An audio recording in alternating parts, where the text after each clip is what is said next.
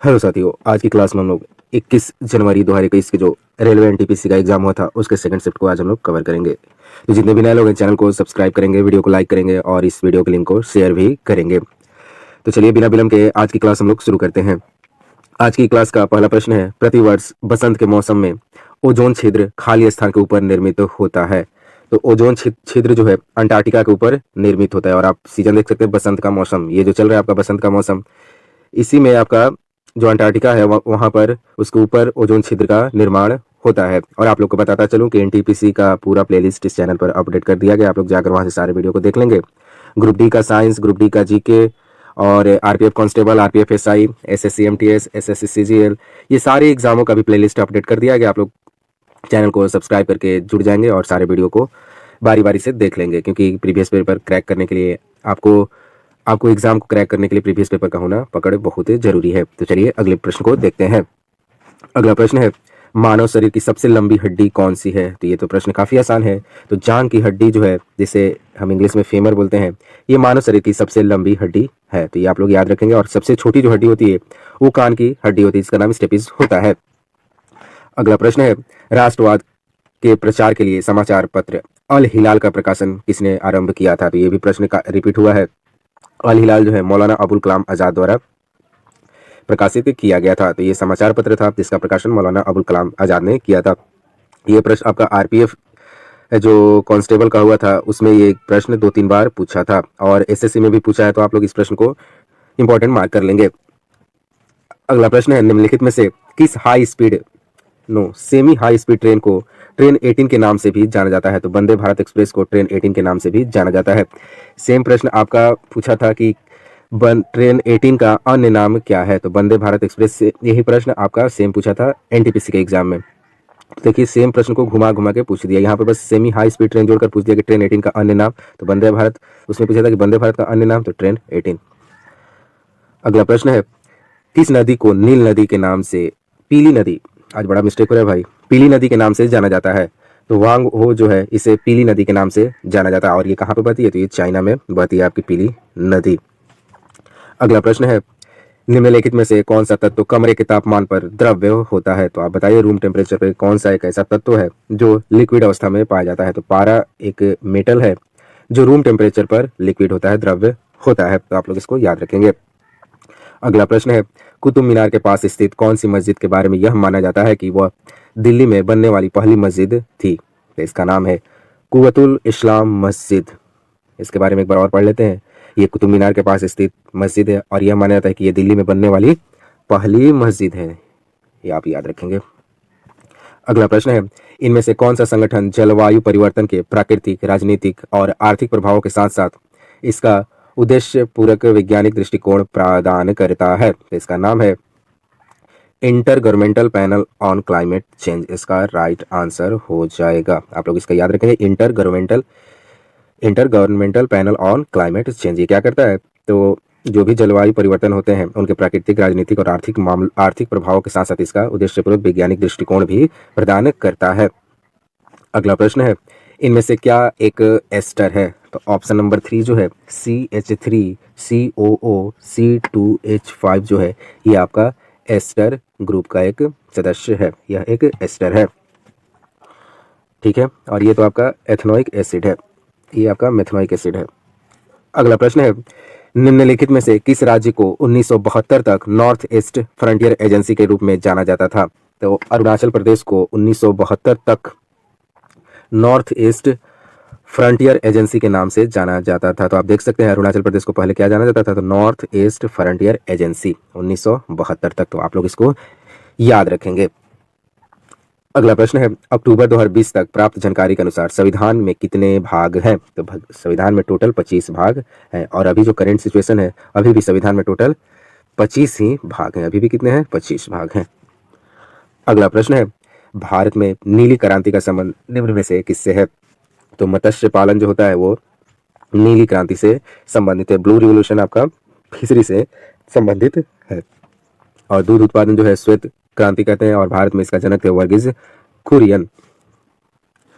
अगला प्रश्न है, कंप्यूटर शब्दावली के संदर्भ में DDL का पूर्ण रूप क्या है? तो इसका पूर्ण रूप हो जाएगा डाटा डेफिनेशन लैंग्वेज। DDL का फुल फॉर्म होता है डाटा डेफिनेशन लैंग्वेज। आप लोग को मैं बोला था कि आप लोग सेपरेट एक कॉपी रखेंगे और जितने भी फुल फॉर्म आते हैं, जितने भी संक्षिप्त रूप उनका फुल रूप पूछ रहा है, तो आप लोग उसको कहीं नोट कर लेंगे ताकि जब लास्ट टाइम आए एग्जाम से एक दिन पहले उस सभी को रिवीजन कर लें।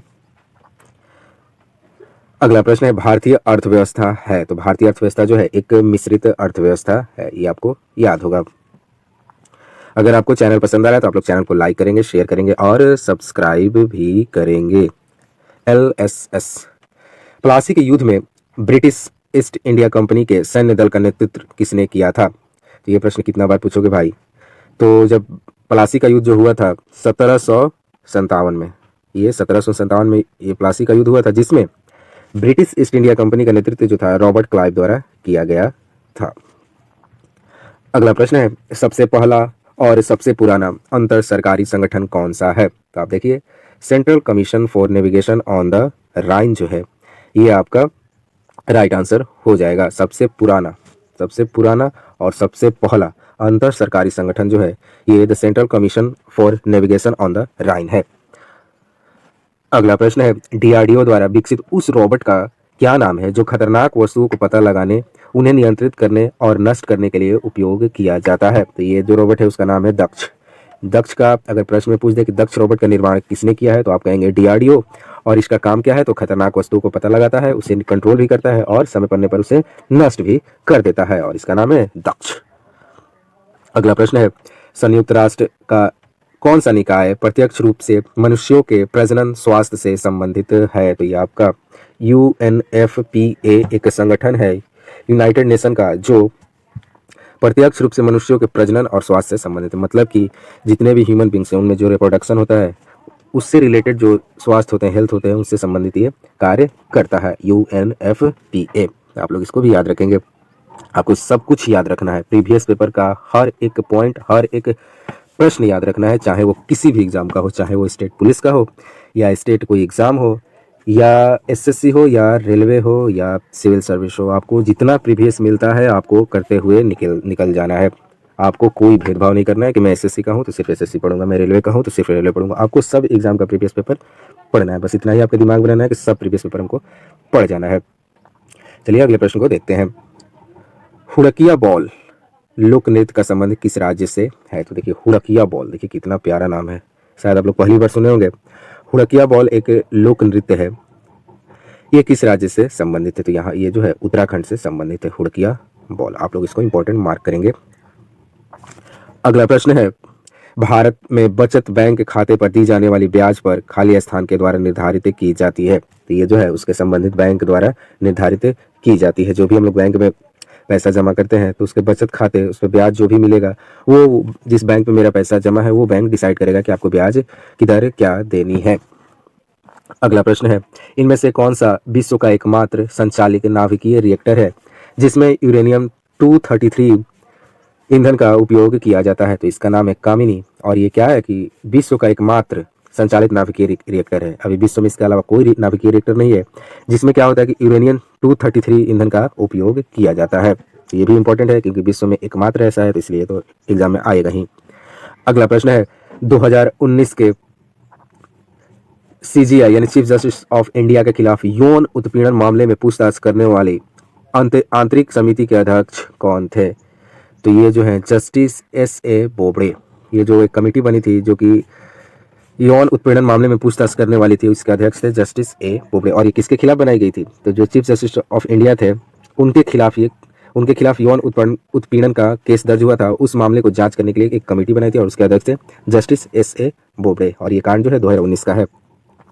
अगला प्रश्न है हमारे शरीर में प्रोटीन की कमी से कौन सा रोग होता है? तो ये हो जाएगा क्वाशियोर्कर जो है प्रोटीन की कमी से होने वाला एक रोग है। आप लोग कमेंट बताएंगे कि बेरी किसके कारण होता है, रिकेट किसके होता है और स्कर्वी किसके कारण होता है। चलिए बता देता हूँ। स्कर्वी जो है विटामिन C की कमी से होता है, बेरी जो है आप लोग बताएंगे, और रिकेट जो है विटामिन D की कमी से होता है। आप लोग बताएंगे बेरी जो है विटामिन A की या विटामिन B की कमी से होता है, यही दोनों में से होता है। आप लोग बताएंगे किसके कारण कमी से होता है।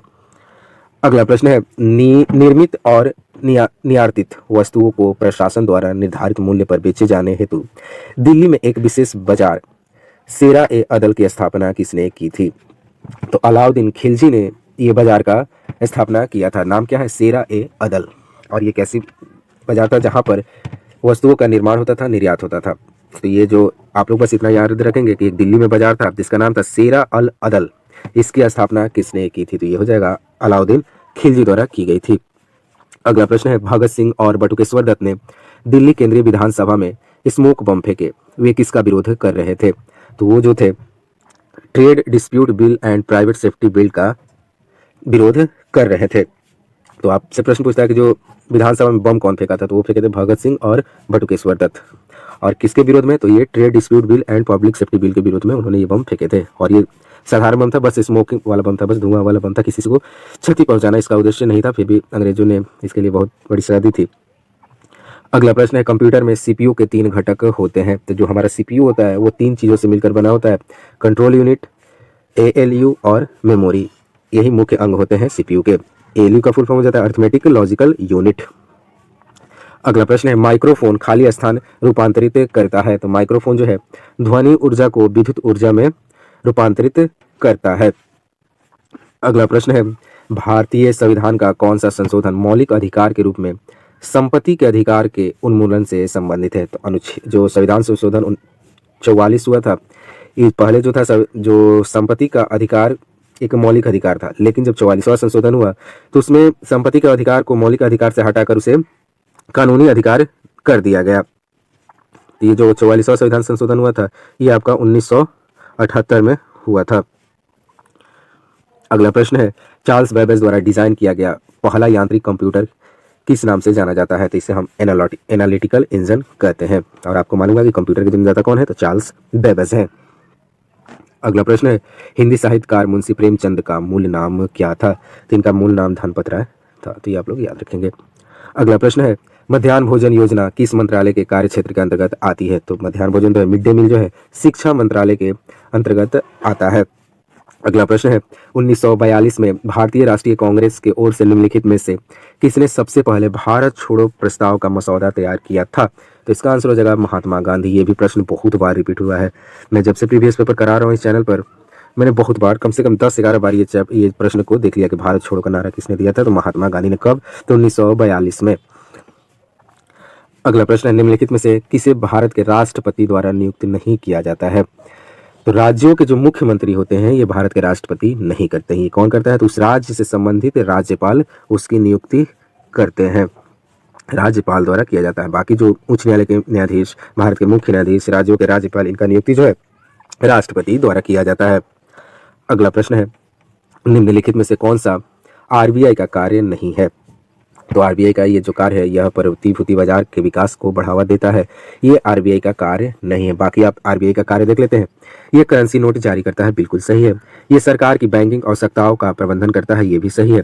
यह वाणिज्यिक बैंकों की आरक्षित नगरी का अभिरक्षक है, ये भी सही है। अगला प्रश्न है, मिश्रित कृषि की मुख्य विशेषता क्या है? तो इसका आंसर हो जाएगा पशुओं का पालन और फसलों की खेती एक साथ करना। ये आपका मिश्रित खेती का मुख्य विशेषता है कि आप पशुपालन के साथ साथ फसलों की खेती भी करते हैं, उसे हम मिश्रित कृषि कहते हैं। अगला प्रश्न है, प्रतिरोध का एसआई मात्रक क्या है? तो रेजिस्टेंस का जो एसआई मात्रक होता है ओम होता है, इसे हम लोग ऐसे संकेत करते हैं। अगला प्रश्न है, और अब कोई प्रश्न नहीं, हम लोग यहाँ पर टोटल 40 प्रश्नों को देख लिए हैं। अगर आपको ये वीडियो पसंद है, आप लोग ऐसा ही वीडियो कंटेंट चाहिए और काफ़ी कम समय में आपको ये सारा प्रश्न कराया जा रहा है, तो आप लोग चैनल को जरूर से जरूर सब्सक्राइब कर लेंगे। मिलते हैं नए वीडियो के साथ। जय हिंद, जय भारत।